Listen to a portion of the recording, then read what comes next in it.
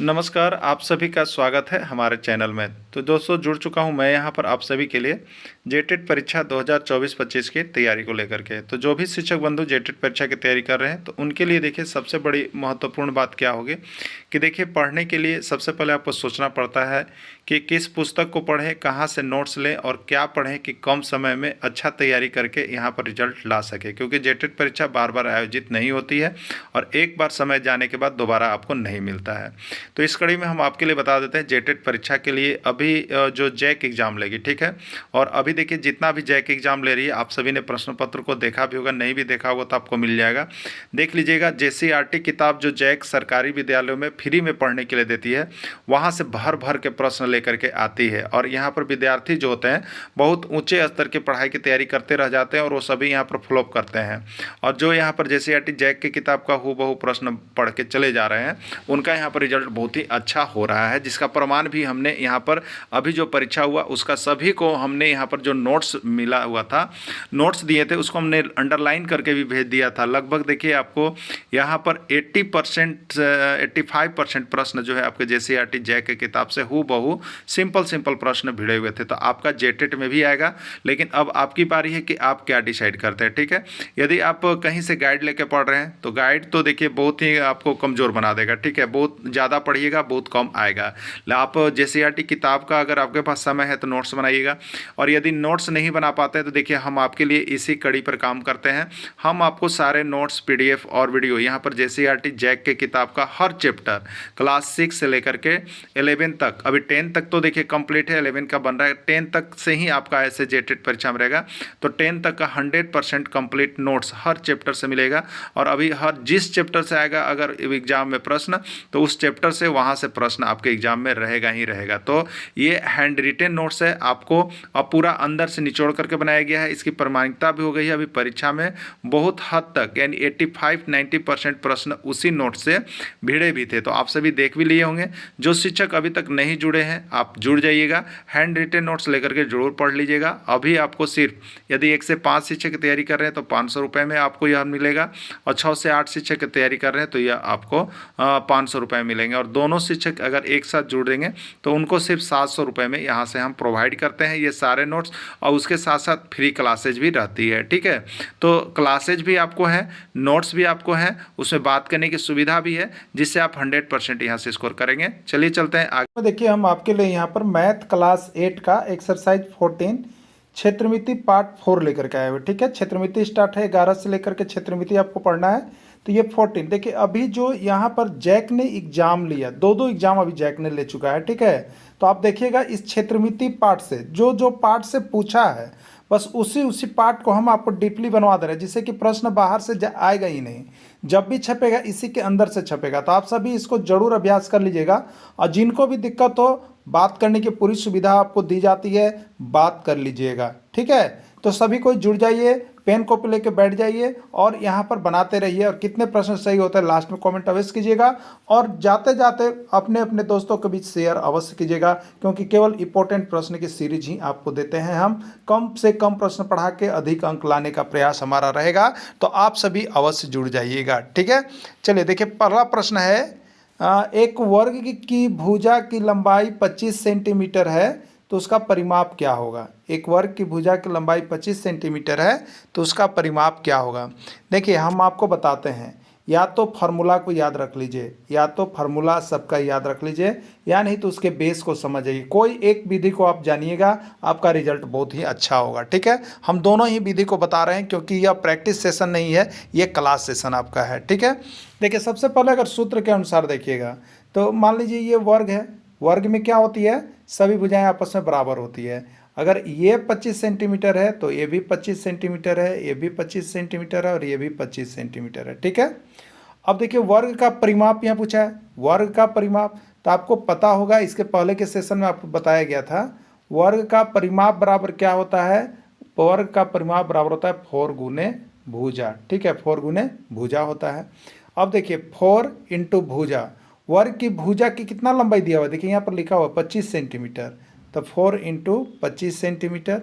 25 को 4 से गुना कीजिएगा तो 25 चौके 100, और सेंटीमीटर सेंटीमीटर, यानी 100 सेंटीमीटर इसका राइट आंसर हो जाएगा। ठीक है, 100 सेंटीमीटर इसका राइट आंसर हो जाएगा। क्लियर है, 100 सेंटीमीटर इसका राइट आंसर हो जाएगा। एकदम क्लियर रहिएगा, किसी को कोई दिक्कत नहीं। आइए अब अगर बेसिक आप देखिएगा, बेसिक तो आप देखिए इस तरह से बना सकते हैं। मान लीजिए एक वर्ग आप बना लीजिए, ठीक है, वर्ग बना लीजिए। ये 25 सेंटीमीटर, ये 25 सेंटीमीटर, ये 25 सेंटीमीटर और ये 25 सेंटीमीटर। ठीक है, अगर ये वर्ग है, अगर यह वर्ग है, ठीक है, तो परिमाप बराबर क्या होता है, आपको हम बताए थे, परिमाप बराबर होता है सभी भुजाओं का योग, सभी भुजाओं का योग। तो ए से स्टार्ट कीजिएगा तो एक भुजा ए बी होगा, फिर बी से यहाँ तक आइएगा तो दूसर का भुजा बी सी होगा, फिर सी से डी तक चलेगा तो तीसर का भुजा सी डी होगा, फिर इधर चलिएगा तो अगला भुजा डी ए होगा। क्लियर।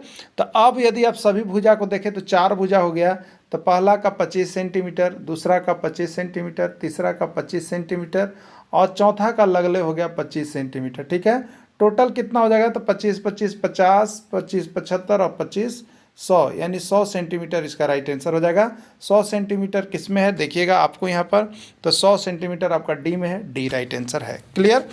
बाकी देखिए यहाँ पर आपको जो भी हमारे यहाँ से नोट्स पीडीएफ लेके परचेज करते हैं उनको सब कुछ बनाया हुआ सभी विधि से आपको दे दिया जाता है, जिससे कि आप जब हल करने लगे तो आपको किसी तरह का दिक्कत नहीं आए। ठीक है, चलिए अगला प्रश्न है, त्रिभुज की आधार की लंबाई 20 सेंटीमीटर, एक त्रिभुज है उसके आधार की लंबाई 20 सेंटीमीटर और उसकी ऊंचाई 5 सेंटीमीटर है, तो त्रिभुज का क्षेत्रफल कितना होगा।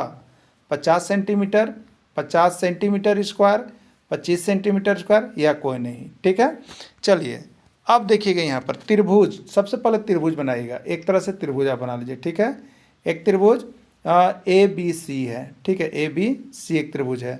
इसको नीचे वाले को आधार कहते हैं हम लोग, तो आधार की लंबाई 20 सेंटीमीटर है, यानी एक कितना आपको दिया है 20 सेंटीमीटर। ठीक है, और ऊंचाई 5 सेंटीमीटर, ऊंचाई इसको कहते हैं शीर्षलंब को, ये आपको दिया हुआ है 5 सेंटीमीटर। ठीक है, तो त्रिभुज का क्षेत्रफल कितना होगा वो बताना है। ठीक है, त्रिभुज का क्षेत्रफल कितना होगा। अब आप फार्मूला याद रखिए त्रिभुज के क्षेत्रफल का, तो त्रिभुज के क्षेत्रफल का फार्मूला क्या होता है, तो त्रिभुज का क्षेत्रफल बराबर होता है, जब आधार और ऊंचाई दिया हुआ हो तब त्रिभुज का क्षेत्रफल 1/2 गुने आधार और गुने क्या होता है ऊंचाई।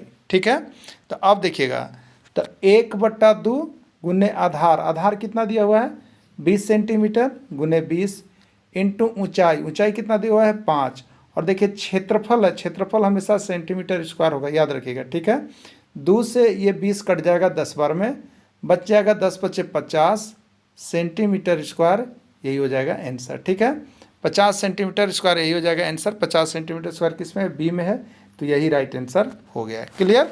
चलिए अब देखिएगा यहाँ पर त्रिभुज का क्षेत्रफल बराबर 1/2 आधार गुने ऊंचाई हो गया, 1/2 आधार गुने ऊंचाई हो गया, 50 सेंटीमीटर स्क्वायर हो गया, यही इसका राइट आंसर हो गया। यहाँ पर बाकी बनाया हुआ है। ठीक है, इसके पहले हमने आपको डिटेल्स कर दिया है, बाकी जिनको दिक्कत हो उनके लिए यहाँ पर पीडीएफ भेज दिया जा रहा है, सब कुछ बनाया हुआ है, उसमें आप देख लीजिएगा, बना लीजिएगा, दिक्कत हो बात कर लीजिएगा, सब कुछ सुविधा आपको दिया जा रहा है। सिर्फ 500 रुपये में आपको घर बैठे ही तैयारी यहाँ पर हम करवा रहे हैं, और वो भी सिर्फ JCRT जैक की किताब का नोट्स का, बाहर का एक भी प्रश्न होगा आप किताब उठा के जाकर देख लीजिएगा चैप्टर में। ठीक है, किसी वर्ग की भुजा की लंबाई क्या होगा जिसका क्षेत्रफल 441 मीटर स्क्वायर है। ठीक है, वर्ग की भुजा की लंबाई क्या होगा, भुजा का लंबाई निकालना है, क्षेत्रफल दिया हुआ, कोई बात नहीं है, आपको जो फॉर्मूला याद है आप उसी से काम कीजिएगा। ठीक है, तो वर्ग का क्षेत्रफल कितना दिया हुआ है बताइए, वर्ग का क्षेत्रफल। ठीक है, एक वर्ग की भुजा की लंबाई क्या होगा जिसका क्षेत्रफल दिया हुआ है, तो वर्ग का क्षेत्रफल दिया हुआ है, कितना दिया हुआ है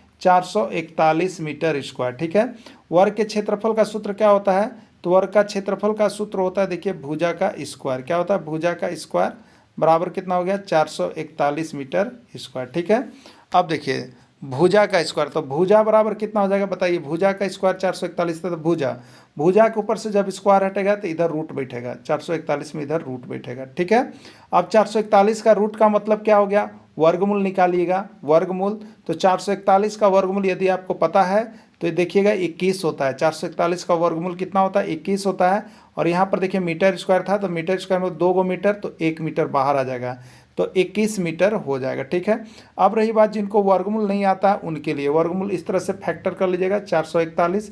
ये देखिए 2 से तो नहीं जाएगा क्योंकि इकाई अंक सम संख्या होना चाहिए, तो ये 3 से जाएगा कि नहीं, तो 3 का नियम आप जानते हो कि अंकों को जोड़ लीजिए, तो 4 4 8 1 9, 3 का पहाड़ा में आता है इसलिए 3 से ही जाएगा, तो 3 एक कम 3 हो गया, 1 बच गया 14 हो गया, 3 चौके 12 हो गया, और 3 चौके 12, 2 21 हो गया, 3 सत्ते 21 हो गया। ठीक है, अब देखिए फिर ये 2 से नहीं जाएगा क्योंकि विषम संख्या लास्ट में। 3 के लिए क्या है, तो जोड़िए, तो 1 4 5 7 12, 3 के पहाड़ा में आता है 12, 3 से जाएगा, तो 3 के पहाड़ा कितना, 3 चौके 12 हो गया, और 3 9 27 हो गया। ठीक है, 49, 7 के पहाड़ा में आएगा 7 7 49। तो देखिए आप वर्गमूल जब निकालते तो इसको आप लिखते कितना, 3 गुने 3 गुने 7 गुने 7, और 2 गो के लिए एक गो रूट से बाहर हो जाता है, 2 गो 3 के लिए रूट से बाहर हो गया तो 1 3 निकलेगा, 2 गो 7 के लिए रूट से बाहर हो गया 1 7 निकलेगा, 3 गुने 7 यानी 21 मीटर स्क्वायर हो जाएगा। ठीक है, चलिए तो यहाँ पर भुजा कितना हो जाएगा, 21 मीटर हो जाएगा। 21 मीटर किसमें, बी में, बी इसका राइट आंसर हो जाएगा। बाकी देखिए यहाँ पर ऑलरेडी आपको बहुत ही विधिवत बना दिया गया है, सब कुछ देखिए बना दिया गया है, यहाँ से समझ लीजिएगा और भी क्लियर जो दिक्कत हो रहा होगा आपको, बाकी यहाँ बना के भी दिखा दिया गया है। ठीक है, और उसके पहले भी हमने आपको बता दिया क्लियर। उस वर्ग की भुजा की लंबाई क्या होगा जिसका क्षेत्रफल 121 सेंटीमीटर स्क्वायर है, उसी पर आधारित प्रश्न है, आप जल्द से बना करके कमेंट कीजिए। तो देखिए वर्ग की भुजा की जब लंबाई निकालना होगा तो आप क्या कीजिएगा, जो क्षेत्रफल दिया होगा उसका वर्गमूल निकाल दीजिएगा 121 का। 121 किसका वर्गमूल होता है, 11 का, और सेंटीमीटर स्क्वायर है इसलिए सेंटीमीटर हो जाएगा। ठीक है, तो 11 सेंटीमीटर इसका राइट आंसर हो जाएगा। 11 सेंटीमीटर किस में है, सी में है, सी ही इसका राइट आंसर हो गया। क्लियर, चलिए देखिए यहाँ पर दिया हुआ है भुजा का स्क्वायर 121 सेंटीमीटर स्क्वायर, भुजा बराबर इतना 11 सेंटीमीटर, राइट आंसर हो गया। अगला है एक आयत की लंबाई 15 सेंटीमीटर, एक आयत की लंबाई 15 सेंटीमीटर तथा चौड़ाई 10 सेंटीमीटर है, तो इसका परिमाप क्या होगा। ठीक है, देखिए आयत की लंबाई, सबसे पहले एक आयत बना लीजिए, आप आयत बना लीजिए। ठीक है, आयत है, इसकी लंबाई 15 सेंटीमीटर, 15 सेंटीमीटर, आयत के आमने सामने की भुजा बराबर होती है तो ये भी 15 सेंटीमीटर होगा, और चौड़ाई 10 सेंटीमीटर, ये 10 सेंटीमीटर, तो यहाँ भी 10 सेंटीमीटर होगा। ठीक है, अब देखिए परिमाप मतलब क्या होता है आपको पता है, सभी भुजाओं का योग होता है, सबको जोड़ दीजिए, तो ए बी 15, बी सी 10 25, फिर 15 तो 25 10 35 5 40, और फिर 10 50, कितना हो गया, 50 हो गया। तो परिमाप 50 सेंटीमीटर निकल चुका है। अगर आप बेसिक से चलिएगा तो परिमाप, और नहीं तो सूत्र से चलिएगा तो आयत का परिमाप, आयत का लंबाई चौड़ा दिया है, आयत का परिमाप, तो परिमाप का अगर सूत्र आपको याद है तो सूत्र से बता सकते हैं। आयत का परिमाप बराबर क्या होता है आपको पता होगा, आयत का परिमाप बराबर होता है 2 इंटू लंबाई प्लस चौड़ाई। ठीक है, तो 2 इंटू लंबाई, लंबाई कितना है 15, और प्लस चौड़ाई कितना है 10, बराबर क्या, मतलब 2 इंटू 25 बराबर 50 हो गया। ठीक है, 50 आंसर हो गया, तो 50 सेंटीमीटर इसका राइट आंसर हो जाएगा, यही इसका आंसर होगा। देखिए एक चीज़ याद रखिएगा, यहाँ पर सेंटीमीटर स्क्वायर और सेंटीमीटर, अगर परिमाप होगा तो उसका आंसर सेंटीमीटर में आएगा, अगर क्षेत्रफल होगा तो उसका आंसर सेंटीमीटर स्क्वायर में होगा, और आयतन होगा तो उसका आंसर सेंटीमीटर क्यूब में आएगा। तीनों पर याद रखिएगा ना, नहीं तो मार दीजिएगा 50 सेंटीमीटर और 50 सेंटीमीटर स्क्वायर है। देखिए दोनों चीज़ है यहाँ पे, 50 सेंटीमीटर भी है, 50 सेंटीमीटर स्क्वायर भी है, तो परिमाप है इसलिए यहाँ पर सेंटीमीटर क्षेत्रफल होगा, सेंटीमीटर स्क्वायर होगा। बाकी देखिए यहाँ पर आपको ऑलरेडी पीडीएफ जो हमारे ग्रुप में जुड़े हुए हैं, जो हमसे जुड़कर तैयारी करें, उनके लिए ऑलरेडी देखिए पीडीएफ यहाँ पर बना दिया गया है, देख लीजिएगा, बना लीजिएगा। अगला प्रश्न है एक टाइल्स की माप 8 सेंटीमीटर गुने 5 सेंटीमीटर है, और 10 मीटर गुने 4 मीटर की दीवार में कितने टाइल्स लगेंगे आपको बताना है। ठीक है, एक टाइल्स है उसका इतना का माप है, लेकिन दीवार जो बनाया जाना है उतना बनाना है, तो इसमें टाइल्स कितना लगेगा। ठीक है, देखिए टाइल्स कितना लगेगा, ऐसे प्रश्न बहुत बार आए हैं, बहुत एमवीवीआई प्रश्न है, तो इसमें दीवार का क्षेत्रफल निकाल लीजिएगा, और उसमें टाइल्स की संख्या, एक टाइल्स का क्षेत्रफल कितना उसे भाग दीजिएगा। ठीक है, मान लीजिए दीवार 100 सेंटीमीटर स्क्वायर का है, और एक टाइल्स का जो क्षेत्रफल आ रहा है वो 10 सेंटीमीटर स्क्वायर आ रहा है, तो क्या गो टाइल्स लगा, भाग दे दीजिएगा, तो 10 दही हम 100 यानी 10 टाइल्स लगेगा। क्लियर, तो इसलिए पहले दीवार का क्षेत्रफल आप निकाल लीजिएगा। तो दीवार का क्षेत्रफल मतलब ये कैसा है, टाइल्स आयताकार है, 10 मीटर लंबाई चौड़ाई दिया है मतलब आयताकार है, तो दीवार का क्षेत्रफल हो जाएगा कितना, 10 मीटर गुने 40 मीटर। ठीक है, तो 10 मीटर गुने यहाँ पे 4 मीटर है, 4 मीटर तो 10 चौके 40 मीटर हो गया, 40 मीटर स्क्वायर। अब इसी को देखिए यहाँ पर सेंटीमीटर में टाइल्स दिया है, तो मीटर को सेंटीमीटर में कन्वर्ट कर दीजिएगा।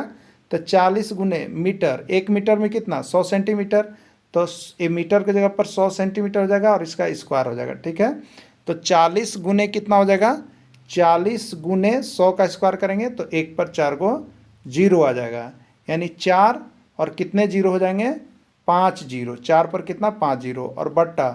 इसी तरह से टाइल्स का क्षेत्रफल नीचे ले लीजिएगा। टाइल्स का क्षेत्रफल कितना होगा, ये सेंटीमीटर यहाँ पर स्क्वायर आ गया और ये भी हो जाएगा सेंटीमीटर स्क्वायर, 8 गुने 5 सेंटीमीटर स्क्वायर।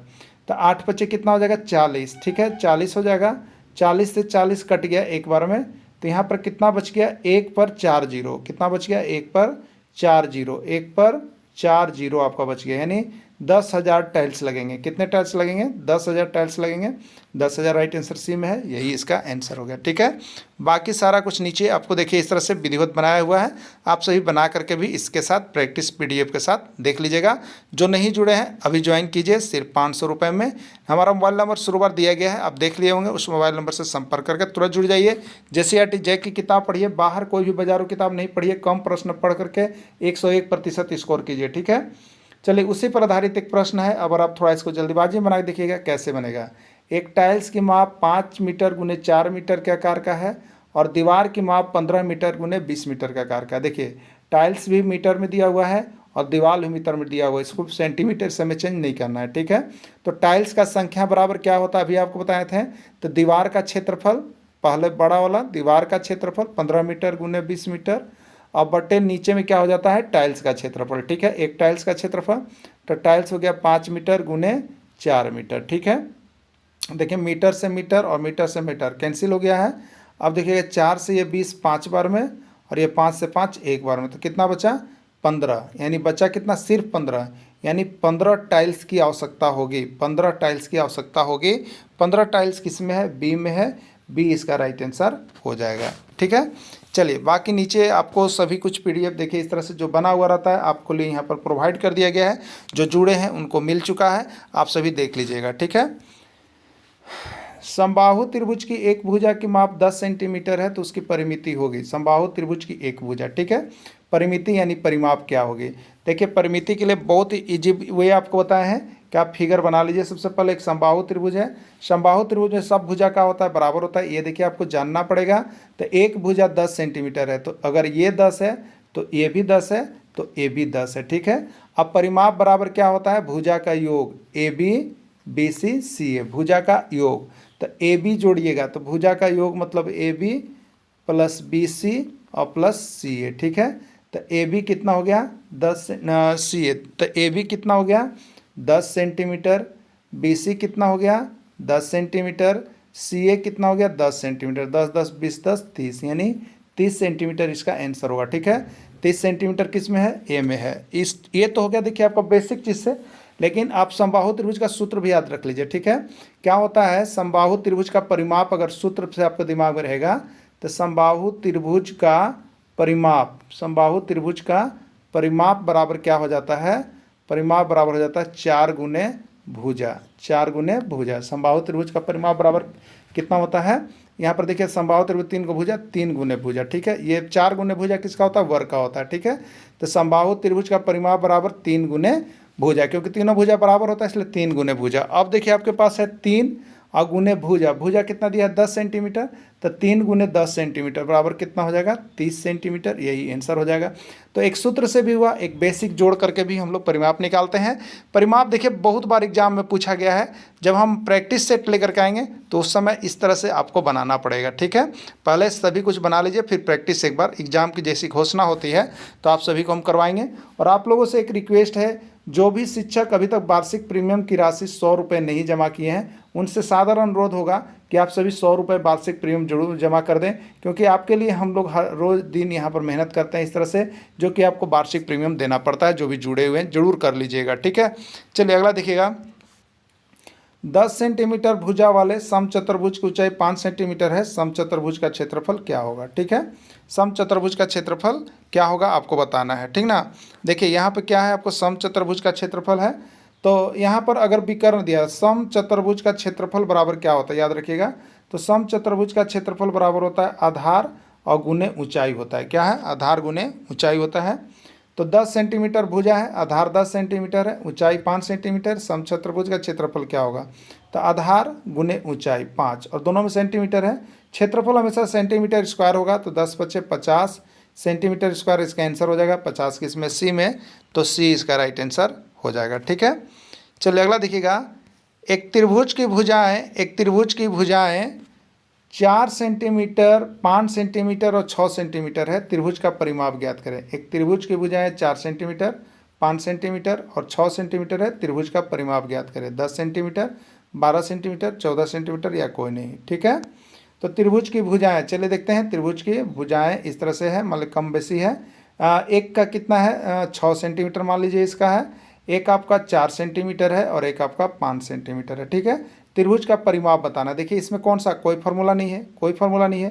त्रिभुज का परिमाप मतलब भुजा का योग, योग मतलब 6 सेंटीमीटर, फिर 4 सेंटीमीटर, फिर 5 सेंटीमीटर। 6 4 10 और 5 15 सेंटीमीटर। तो यही हो गया त्रिभुज का परिमाप 15 सेंटीमीटर। राइट आंसर हो गया 15 सेंटीमीटर। किस में है? डी में है, तो डी ही इसका राइट आंसर हो जाएगा। ठीक है, चलिए देखिए यहाँ पर बाकी सब कुछ बना हुआ है, आप सभी बना लीजिएगा, इस तरह से देख करके निकाल लीजिएगा।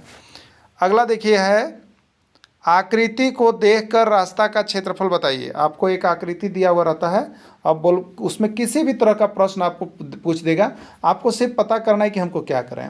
ये पूरी आकृति में एक बड़ा आयत है। देखिए एक बड़ा आयत है और एक छोटा आयत है। ठीक है, और इसमें बीच में क्या बना हुआ है? रास्ता बना हुआ है। आपको इसी रास्ता का क्षेत्रफल बताना है। ठीक है, देखिए हम क्या करेंगे, दिमाग अपना लगाना है। रास्ता का क्षेत्रफल बराबर क्या हो जाएगा? बड़ा आयत का क्षेत्रफल में से इस छोटा आयत के क्षेत्रफल को घटा दीजिएगा तो सिर्फ रास्ता बच जाएगा। ठीक है, तो बड़ा आयत का क्षेत्रफल बराबर लंबाई गुने चौड़ाई, तो 10 और 10 गुने कितना है? 8 है। 10 है और 8 है, तो 10 सेंटीमीटर गुने 8 सेंटीमीटर। ठीक है, माइनस छोटा आयत का क्षेत्रफल, छोटा कितना है? 5 और 4 है, तो 5 सेंटीमीटर गुने 4 सेंटीमीटर। ठीक है, 10 अठे कितना हो गया? 80 सेंटीमीटर स्क्वायर, माइनस 5 चौके 20 सेंटीमीटर स्क्वायर। ठीक है, 80 में से 20 चला गया तो कितना बच गया? 60 सेंटीमीटर स्क्वायर। यही इसका राइट आंसर हो गया, 60 सेंटीमीटर स्क्वायर। ठीक है, 60 सेंटीमीटर स्क्वायर किस में है? सी में है, तो सी इसका आंसर हो गया। ठीक ना, चलिए बाकी यहाँ देखिए बनाया हुआ है कि रास्ता का क्षेत्रफल, बड़ा आयत का क्षेत्रफल माइनस छोटा आयत का क्षेत्रफल, सब कुछ घटा के निकाल दिया गया है। अगला है, आकृति में छायांकित भाग का क्षेत्रफल बताइए। 572 सेंटीमीटर स्क्वायर, 582, 5092 या कोई नहीं। 5072 होगा, 5082 होगा, 5092 या कोई नहीं। देखिए यहाँ आकृति किस तरह से दिया है इसको पहले समझिएगा। छायांकित भाग देखिए बीच में सबसे पहले एक बड़ा वृत्त है। ठीक है, बड़ा वृत्त है, इसका व्यास देखिए यहाँ से यहाँ तक खींचा गया व्यास है 42 सेंटीमीटर। ठीक है, और 3 छोटा छोटा इसमें वृत्त लिया गया है जिसका व्यास 14, 14 और 14 है। ठीक है, अब ये छायांकित भाग का क्षेत्रफल के लिए क्या करना होगा? तो इस बड़ा वृत्त के क्षेत्रफल में से हमको घटा देना होगा। क्या घटा देना होगा? ये तीनों वृत्त के क्षेत्रफल का योग, ये तीनों वृत्त के क्षेत्रफल का योग निकाल के घटा दीजिएगा तो आपको ये छायांकित भाग का क्षेत्रफल निकल जाएगा। ठीक है, तो बड़ा वृत्त का क्षेत्रफल सबसे पहले हम निकालेंगे। तो बड़ा वृत्त का क्षेत्रफल क्या होता है? वृत्त का पाई आर स्क्वायर होता है। पाई का मान 22/7 हो गया। और देखिए व्यास कितना दिया हुआ है? बड़ा के लिए 42 दिया हुआ है, तो त्रिज्या आधा हो जाएगा, तो 42 का आधा 21 हो जाएगा। तो आर स्क्वायर है मतलब 21 गुने 21 है। ठीक है, 17 21 हो गया। अब काटिएगा आप तो 22 और 21 दिया 63। ठीक है, इसको आप गुना कर लीजिएगा। आइए देखिए यहाँ पर बनाया हुआ है गुना करने के लिए, यहाँ सब कुछ किया हुआ है, देखते हैं।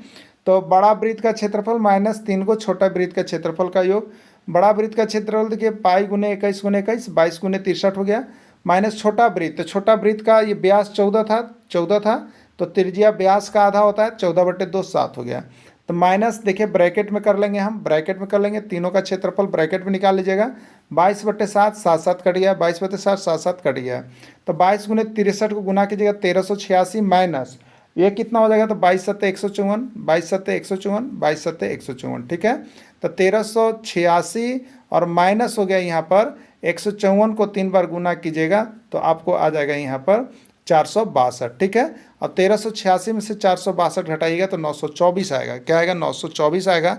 देखिए 924 यहाँ कहीं भी ऑप्शन नहीं है, इसलिए राइट आंसर डी होगा, 924 सेंटीमीटर स्क्वायर होगा। क्लियर? चलिए अगला देखिएगा। छायांकित भाग का क्षेत्रफल बतावें। छायांकित भाग का क्षेत्रफल देखिए यहाँ पर बताना है 77 centimetre square, 75 centimetre square, 15 centimetre square या 50 सेंटीमीटर स्क्वायर क्या होगा। ठीक है, देखिए क्षेत्रफल यही है आपको छायांकित भाग। एक त्रिभुज बना हुआ, ठीक है, एक त्रिभुज बना हुआ है और त्रिभुज के ये बीच केंद्र मान करके एक वृत्त बनाया गया है। ठीक है, और ये त्रिभुज का आधार, ये जो आयत है यहाँ पर, ये जो त्रिभुज है इसका देखिए यहाँ पर आधार दिया है 14 सेंटीमीटर। तो ये वृत्त के लिए क्या हो जाएगा, व्यास हो जाएगा। वृत्त के लिए क्या हो जाएगा, व्यास हो जाएगा। तो आर कितना हो जाएगा, 14/2 सेंटीमीटर बराबर 7 सेंटीमीटर होगा। तो अब इसमें से छायांकित भाग का क्षेत्रफल आपको निकालना है। तो छायांकित भाग ये क्या चीज़ है बताइए। छायांकित भाग जो ये अर्धवृत्त है, तो अर्धवृत्त का क्षेत्रफल निकाल दीजिएगा, वही आपका आंसर हो जाएगा। तो अर्धवृत्त का क्षेत्रफल, वृत्त का क्षेत्रफल होता है πr², और अर्धवृत्त का क्षेत्रफल में आधा से भाग दीजिएगा, यानी 1/2 πr², या इसी को आप कर सकते हैं πr²/2, माने क्षेत्रफल। वृत्त का क्षेत्रफल को आधा करेंगे तो अर्धवृत्त बनेगा। ठीक है, अब देखिएगा, तो आपके पास हो गया 1/2 πr², पाई का मान 22/7, आर निकल गया, ये 14 इसका व्यास हो गया, तो आर कितना हो जाएगा, त्रिज्या इसका आधा हो जाएगा, यानी 7 सेंटीमीटर हो जाएगा। तो 1/2 πr², तो 7 × 7, 7 7 कैंसिल हो गया, 2 से 11 हो गया, 11 7 77 हो गया, 77 सेंटीमीटर स्क्वायर आंसर हो गया। क्लियर हो गया होगा, 77 सेंटीमीटर स्क्वायर इसका आंसर हो गया। यहाँ पर देखिए आंसर आया हुआ है, आप भी बना लीजिएगा ना। चलिए अगला देखिएगा, अगला भी आपको है छायांकित भाग का क्षेत्रफल निकालना है। 230 होगा, 231 होगा, 232 या कोई नहीं। छायांकित भाग का क्षेत्रफल देखिए यह क्या है, एक बड़ा आयत है, एक बड़ा आयत है, इसका लंबाई 20 सेंटीमीटर है, इसका लंबाई 20 सेंटीमीटर है, और इसका चौड़ाई आपको देखिएगा यहाँ पे दिया गया है। इस आयत छायांकित भाग का क्षेत्रफल, आयत का क्षेत्रफल, और ये आयत का छायांकित भाग का क्षेत्रफल ये है आपको 20 है, और यहाँ पे देखिए आपको 15 दिया हुआ है। ठीक है, तो बड़ा भाग का क्षेत्रफल निकाल लीजिएगा। तो ये आयत का क्षेत्रफल लंबाई गुने चौड़ाई हो जाएगा, और माइनस उसमें से क्या घटा दीजिएगा, माइनस ये दोनों को घटाइएगा। तो इसको ब्रैकेट में लेके घटाइएगा, माइनस करके छोटा वृत्त का क्षेत्रफल और बड़ा वृत्त का क्षेत्रफल, ये दोनों को जोड़ करके घटा दीजिएगा। ठीक है, तो देखिए आयत का क्षेत्रफल यहाँ पर लिख दें हम, छायांकित भाग का क्षेत्रफल बराबर आयत का क्षेत्रफल माइनस ब्रैकेट में बड़ा त्रिभुज का क्षेत्रफल और छोटा त्रिभुज का क्षेत्रफल, दोनों को जोड़ लेंगे। ठीक है, तो आयत का क्षेत्रफल लंबाई गुने चौड़ाई, तो 20 × 15, माइनस यहाँ पर देखिए माइनस यहाँ पर त्रिभुज का क्षेत्रफल, तो 1/2 आधार गुने शीर्षलम, तो 1/2 आधार कितना है 6 और शीर्षलम 4, यहाँ पर हमने कर दिया। अब प्लस ब्रैकेट के अंदर 1/2 आधार गुने शीर्षलम 8 × 14 कर दिए हम।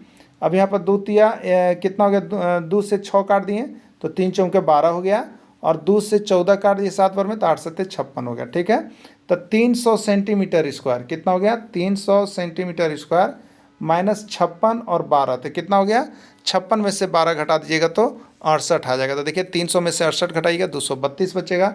राइट आंसर 232 सेंटीमीटर स्क्वायर होगा। ठीक है, देखिए इसी तरह का हम आपको पूरे JCERT किताब को कवर करवा देंगे, और उस टॉपिक को हम अभी कवर करवा रहे हैं जो आपके एग्जाम में आते हैं। ठीक है, जब आपका एग्जाम का यहाँ पर जब बेल बज जाएगा कि एग्जाम होने वाली, एक बार फिर से हम आपको प्रैक्टिस करवाएंगे। तो आप सभी जुड़े रहिएगा, बने रहिएगा। जितने लोगों को वीडियो मिल रहा है सिर्फ 500 रुपये में यहाँ से ज्वाइन कर लीजिए आप क्लासेज। आपको यहाँ से एक भी प्रश्न हम बाहर नहीं जाने देंगे, आपको वादा करते हैं। तो आप सभी अभी कभी अवश्य जुड़िएगा, जो भी बचे हुए हैं जल्दी जल्दी ज्वाइन कर लीजिए, एग्जाम बहुत जल्द होने वाली है। वीडियो के अंत तक जुड़े रहें, इसके लिए आप सभी को बहुत बहुत धन्यवाद।